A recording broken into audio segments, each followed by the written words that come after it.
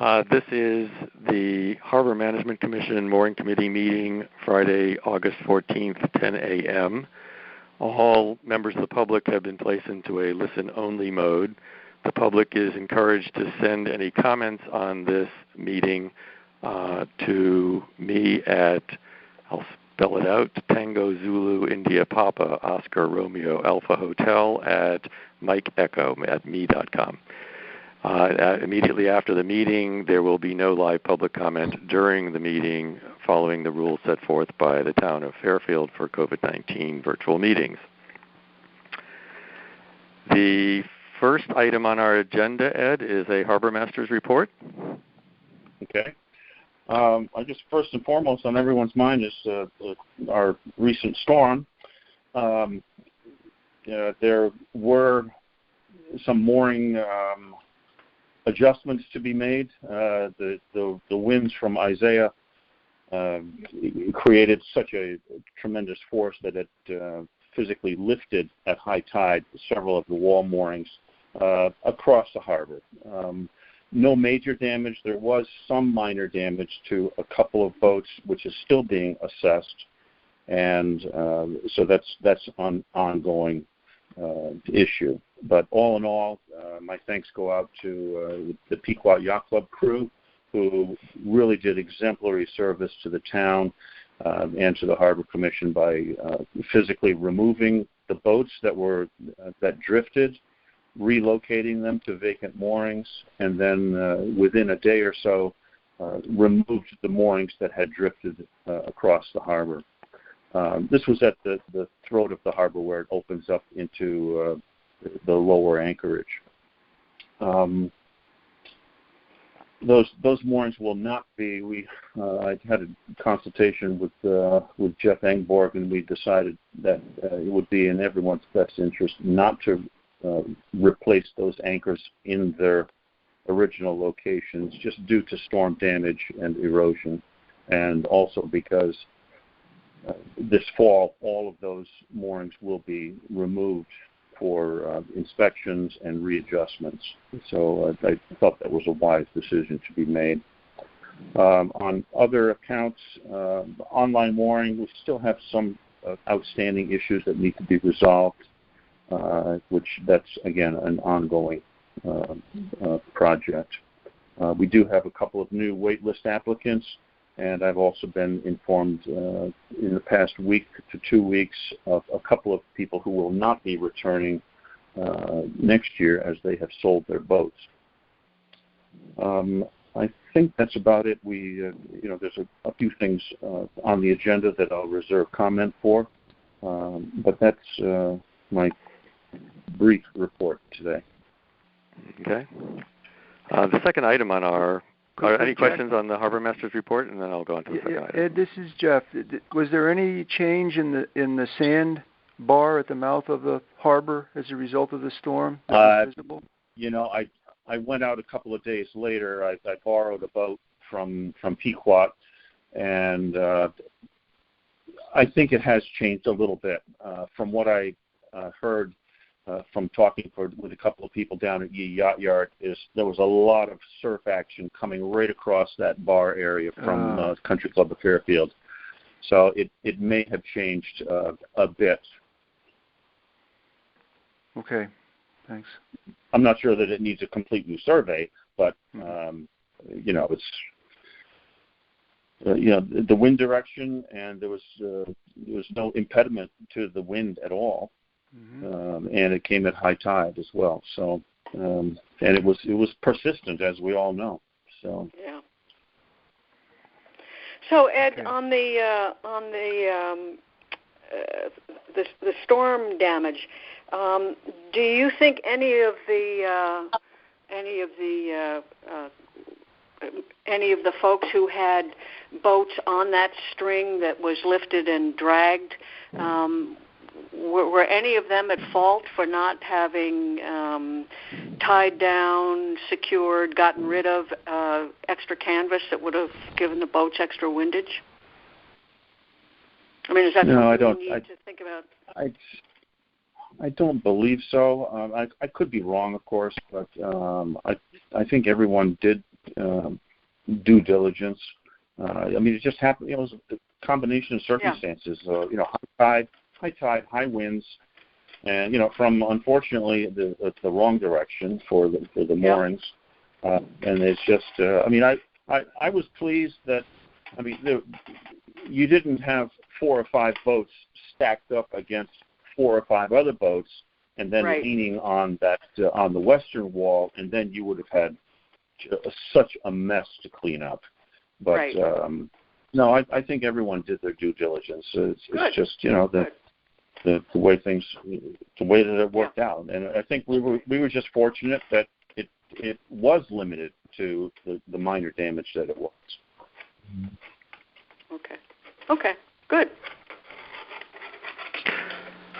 Moving on to the second item on the agenda, the online mooring system's outstanding issues. Ed touched on this. I think most notable from my perspective of the outstanding issues, Ed encountered a situation where the Pequot Yacht Club manager wished to reassign a North Anchorage mooring and give a permit, revoking one and replacing it with another vessel's permit, a permit for another vessel. And the way the online mooring system was set up didn't contemplate mid-year revisions to which boat was assigned to one of the 51 moorings that are in the commercial anchorage of Pequot Yacht Club. And it was still operating with our sort of logic requiring that people be assigned moorings from the wait list, and that's not the way that works with respect to mooring permits issued in the commercial 51 moorings in the North Anchorage.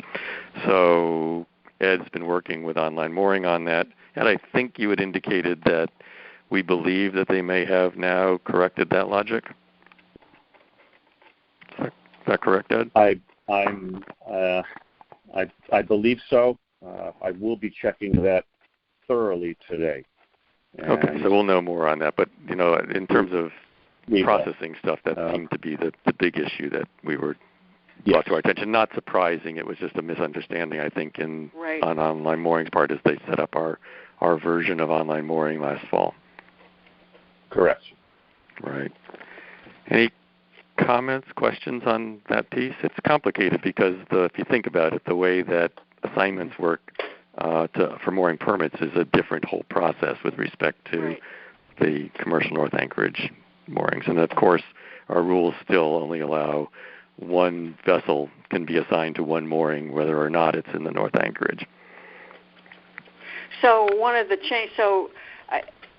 my recollection is that we said in a mooring committee meeting a year or so ago that what we would do would be to assign one boat in the North Anchorage a mooring, and then if that boat left for whatever reason, that another boat, that Pequot would assign another boat to that mooring, but they would not get a new permit. But now we're modifying that to say that if boat A leaves and boat B comes in, we're going to give boat B a permit. I don't recall ever having a discussion about not having permitted vessels on moorings in the North Anchorage, other than transients staying up to 14 days a year. Yeah, and that was my understanding that was sort of how that was going to be handled. I'm just trying to. I'm clarifying. I'm not. Yeah, I don't. There's nothing in our rules that would allow for any vessel to be in the harbor that doesn't have a permit or isn't a transient staying. In the case of the non-North Anchorage, for up to 3 days a year, and the North Anchorage for 14 days a year. So theoretically, we could have several. There could be several boats that get a permit for the same spot in the North Anchorage. Right, as long as but there's only 51 at a time. So what Ed's system will do is revoke the license, the permit for person one to replace that with person two, and that's how the system works. Right. Or it's supposed to be working, right? That's what's programmed.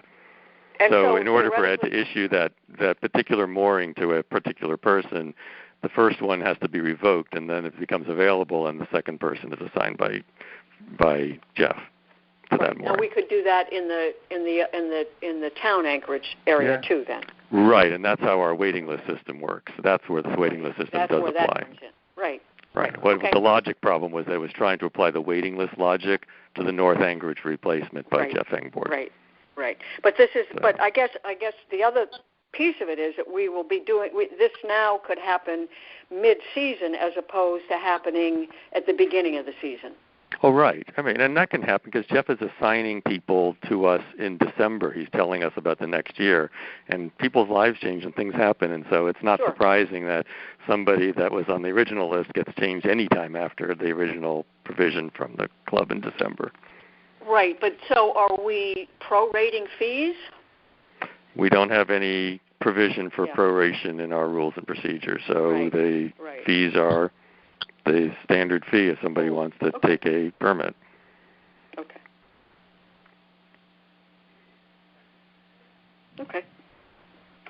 That's good. I don't see any reason for any of the moorings to sit empty if there are people who are willing to pay and want to be there. Right. And Jeff is obviously asking people if they intend to use the permit for the season when they first get them. So, but things happen. It's understandable. Sure. Any questions on online mooring logic? I think, Ed, those are the major current thing that we're working with them on, right? Yes. Yeah, okay. So it may, in fact, already have been programmed. They seem to suggest, Ed, that they've fixed that problem now. So we'll see shortly. The next item on the agenda, and Kim, I don't know if you want to address this, Pequot Yacht Club COP approval from the Connecticut Deep regarding the mooring permit floats and the addition of the fourth permit. That was sent to Jeff Engborg at the end of July. Mm-hmm.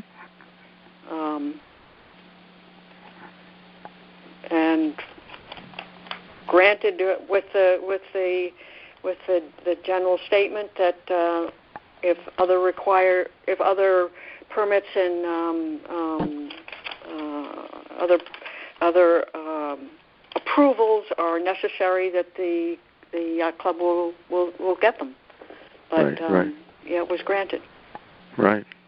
So Jeff, is there any reason why we need to continue following that item in the mooring committee at this point from your perspective, or is this a closed issue from your view?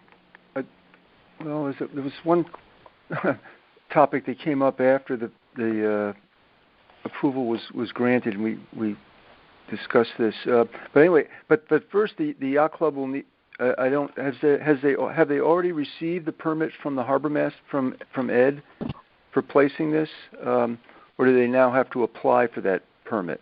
Were those spots held open pending receipt of the DEP approval, and now they have to be issued the harbor master approval? Is that Ed? That's correct. Yes. Okay. Now, one question that we did have after we received this from DEEP is, what happens if next year the harbor master says we want to put these floats in a different location? I don't know where that would be, but maybe there's a better location somehow. Do they also have to get another state approval for doing that? But I guess we'll deal with that when the time comes, because the wording states that the issuance of this license, as Kim said, does not relieve the licensee of their obligations to obtain any other approvals required by applicable federal, state, and local law. And so that local law deals with would refer to or include the rules and procedures and the town code. Mm-hmm. But if Ed was to say, I'd like you to move these to another location, well, maybe we deal with that when the time arises. But I think we would presume that Ed has the authority to do that. Right. That this doesn't mean that these have to be here all the time. Right. Do you know what I'm saying? Right. I get the point. I'm thinking that these never permitted previously mooring floats have been in place for decades, so it's probable that we won't have to confront that issue. Yeah. But Ed, I don't know if you have a perspective on that. Well, I agree with you. They've been there for many years. I mean, right here and now on August 14th, 2020, I don't foresee moving them. They've been a part of the community, and I mean, if needs be, I mean, really, I mean, we've gone through various scenarios if indeed we did have to move them, but getting the COP, I think that pretty much takes care of business for the near future. Takes care of this issue, right? Yeah, I would also offer that any other placement of them, we would not want that to be in the Federal Navigation Project, and they are currently assured to not be in the Federal Navigation Project. So any relocation of them, there are limited places where they could be relocated to, not to get into waters that get into those legal issues. And if for some reason the yacht club was able to expand the 6-foot anchorage, but they would be able to do whatever they wanted with the 6-foot anchorage and could put those floats in there. But that's long in the future. Right. Well, even so, I mean, these are unpowered vessels, which tacking in and out of the harbor really precludes movement any further northward, in my opinion. Okay. Well, and there's limited space south of there that's not in the Federal Navigation Project. Right. So these are the best places, it turns out, after going through all this effort. Yeah. Okay. Yeah. Very good. Good stuff. And that's a nice accomplishment to get that cleaned up. When we're ready to do our dredging project, we can now sign that application without concerns about any. I'm not aware of anything that's not permitted now. Yep. Good. The fourth item on our agenda is one that I've put on. I'm concerned that we need to prioritize a patrol vessel for the harbor master. Either temporary leading to permanent or a permanent identification of a patrol vessel. The rules of our HMC to be enforced by the harbor master are difficult to do when he's got limited access to be out on the water to see which vessels are on which moorings all the time. Right. And Ed, you had some thoughts about trying to get a donation of a vessel, but I feel like the Commission has an obligation to get a suitable vessel so that our rules can be enforced. Right. This is obviously a new topic that has not been addressed in the past, and I don't know, maybe I'm being a little too, I don't know what the correct term is, but my thinking is if you made it known to the general public, or especially the boating community in Southport, I think the harbor master really needs a boat. We are encouraging either donations, or if you have a boat that is just occupying space in your backyard that is, serviceable, it would be a great donation to the town and provide great service to the general boating public. There's several ways. We can open up this discussion if you want, but I don't know. I've made it known. I know a couple of people that I was going to approach because they have like a 17-foot whaler that I'm pretty sure they're not using, and it's like, well, would you consider donating this to the town of Fairfield? Whether there would be a tax break on that or not, I'm not sure. But it's not a boat for Ed Billings. It's a boat for the harbor master, and whoever should succeed me if the boat lasts that long, would be for that designated purpose only. So, it doesn't have to be a Whaler 17. It's just that seems to be a very good, stable platform, especially if you have to come up alongside of a boat. You don't have a hard chine all the way around if you're not going to need damage. Right. So I don't know. Like I said, this is a brand new topic. and looking for some ideas. I'm not sure the current state of affairs that the town of Fairfield is going to invest in a brand new vessel, but that's why I was thinking, there's I'm sure there'll be a number of people who would be willing to, make a donation, or maybe a complete vessel itself. I don't know, but I think it is something that would prove its worth, just being able to be on the water, and keep track of everything coming and going in the harbor. I think it's a terrific idea. I certainly agree that your hands are tied if we've got these rules, but you have to stand on Perry Green with a pair of binoculars and try and figure out, who's where, and if someone has a boat that they'd be willing to donate, I'm quite sure that there's a procedure that the town has for accepting such a gift. You're right. I have no idea whether that provides any kind of tax breaks, but I know that, for example, when I make a tea time on the Town of Fairfield website, one of my options is make a donation. So I can't imagine that there's not a way to make it happen that would be pretty straightforward. Right.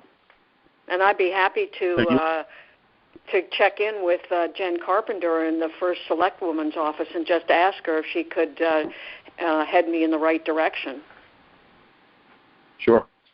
Yeah, that would be great. Kim, if you do that, one thought that just occurred to me. I wonder if the town, whether the fire department or Public Works or somebody in the town, actually has a boat that they're not really using that's just sitting that might be redeployed for that. I mean, it's worth at least asking the question if we're going to ask about ideas that Jen may have. But the simplest thing would just be to redeploy an asset that's owned by the town. Well, I know the fire department has a boat that sits in Southport Harbor, and the police department has another boat that's sitting over in South Benson. But I also know that those boats are extraordinarily expensive and came with all sorts of grants, and so I'm not sure how willing those two departments are to share. No. I wasn't talking about. I was talking about some unused thing that they have that was the predecessor to whatever they've got now that came from the 9/11 grants and so forth. Yeah. Right. Well, I will ask that. I mean, I know that I will ask that. I will yeah, find out. It's worth at least. It would be easier than actually getting a donation. It's something that's already in the asset of the town. Yeah. Yeah. Okay. All right. But, Jeff, any other comment on this? Yep, go ahead. Is there any reason why Ed couldn't start asking? I mean, if you've got specific people in mind, Ed. Right. Thinking ahead, Ed, where would you keep the boat? Or is that just thinking too far ahead now? Maybe. Well, it's not. Question. There'd be ongoing expenses as well. Fuel, insurance, upkeep. I'm reasonably certain we could store it for the winter over at South Benson. Excuse me. But during the season, probably the likely place would be to get permission to keep it at the town boatyard? At the yacht yard would be my first thought, yes. Yeah. Right. And, there are, like I mentioned before, there are a couple of people who are giving up their moorings from there, which would also mean, I believe, they would be giving up their dinghy spots. Mm-hmm. So, if we could obtain one of those slots, sometime in the future, that would eliminate that issue. Right. Well. So the kind of vessel we're talking about is a pretty modest vessel, or something that can be used in the harbor chiefly. Yeah. So this is it's not a significant thing. It seems to me that maybe the biggest exposure for maintenance might be whatever engine we have on this, right? Yeah. Right.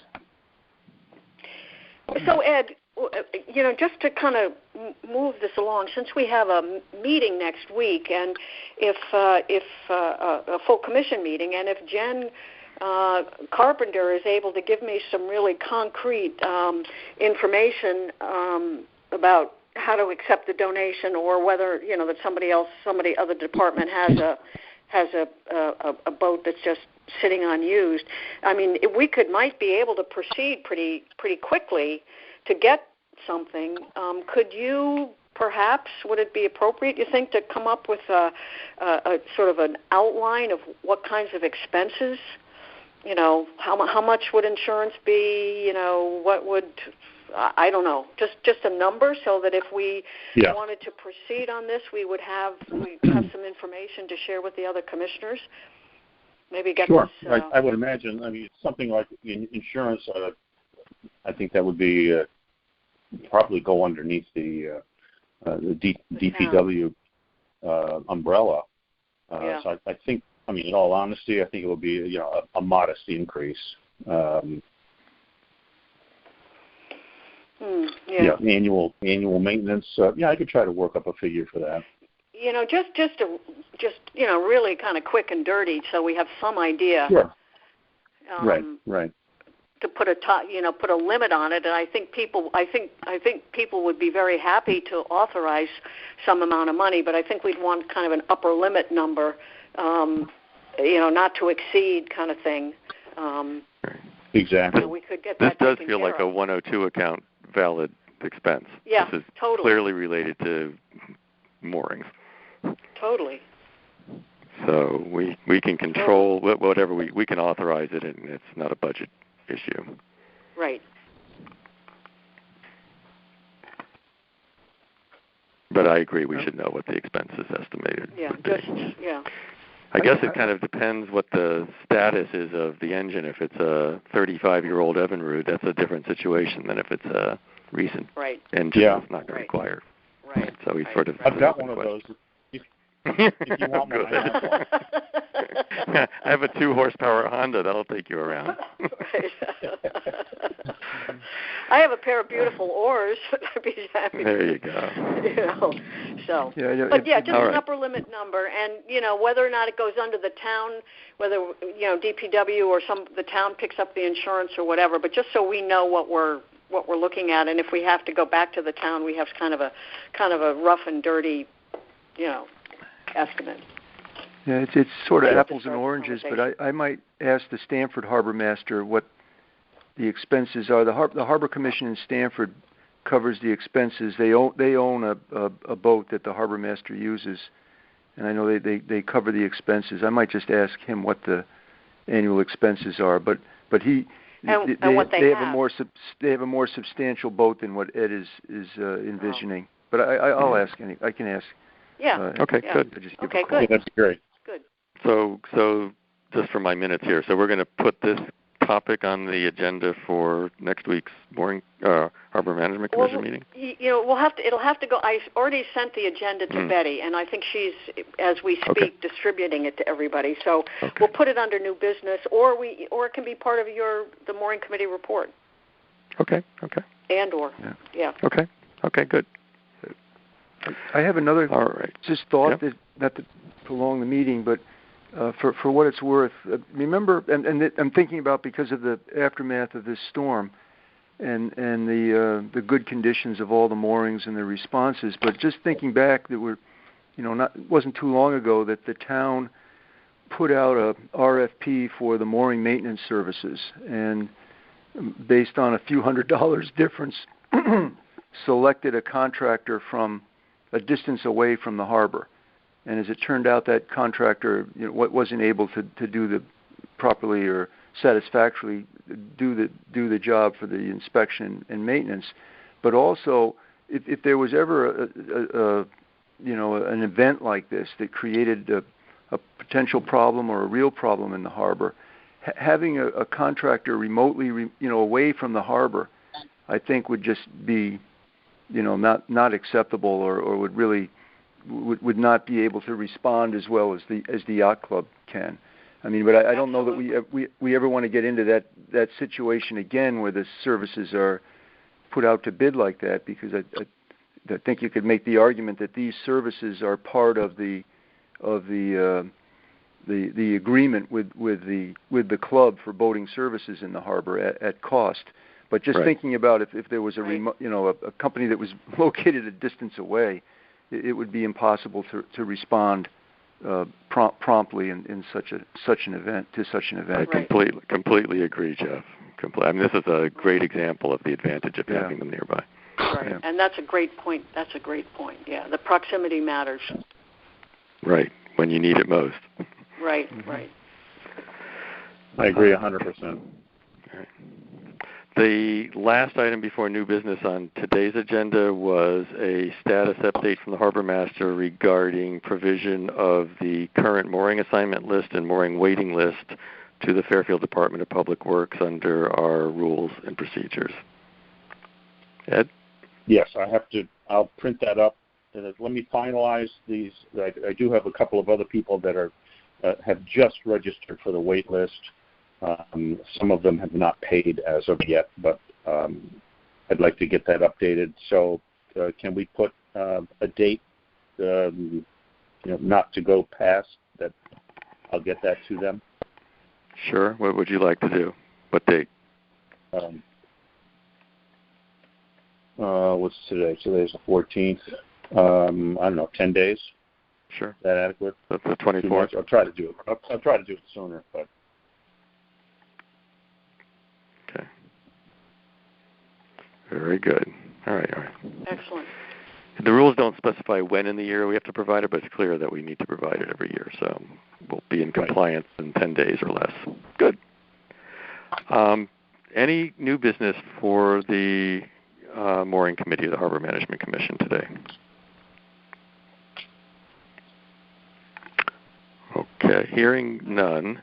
Before I ask for motion to adjourn, just want to remind anyone who may be listening from the public that your comments can be submitted by email at the email address at the beginning of the call, but they have to be received soon after the meeting to be included in the minutes. Your comments will be included in full, and your name and address will be your name and address should be in the email, but in the minutes your address won't be included, but your name will be. Can I have a motion to adjourn? I move. It's Kim. And second? I can second it, I guess. I'll second it. Let's do it. We're adjourned. Okay, thank you, Jack. Thank you, everybody. Bye. Good meeting. Thank you. you. Bye-bye. Alrighty. Bye-bye.